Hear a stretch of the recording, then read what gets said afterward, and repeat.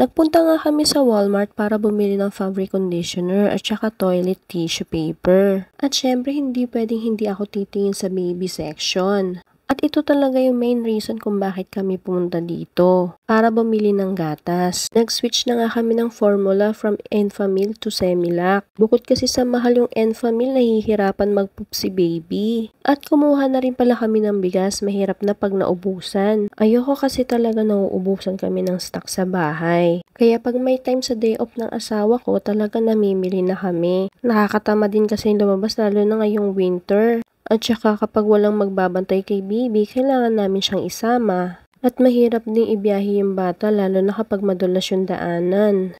At ngayong gabi nga, aatin kami ng winter concert ng pamangkin ko. Heto't naglagay lang ako ng lip and cheek tint na nabili ko sa TikTok shop. Nagaganap nga tong winter concert sa lahat ng eskwelahan.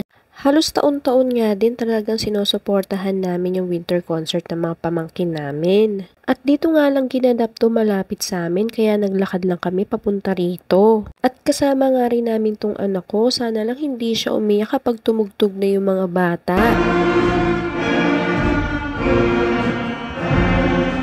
Pero kagaya nga ng inaasahan, nagkandagulat-gulat nga tong anak ko.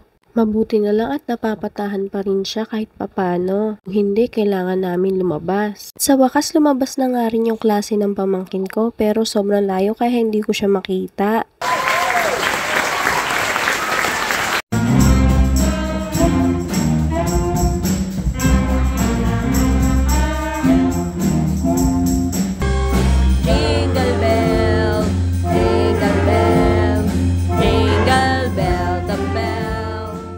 At dyan na nga nagtatapos yung winter concert ng pamangkin ko. Tinapos na lang namin tong Jingle Bells at umuwi na din kami.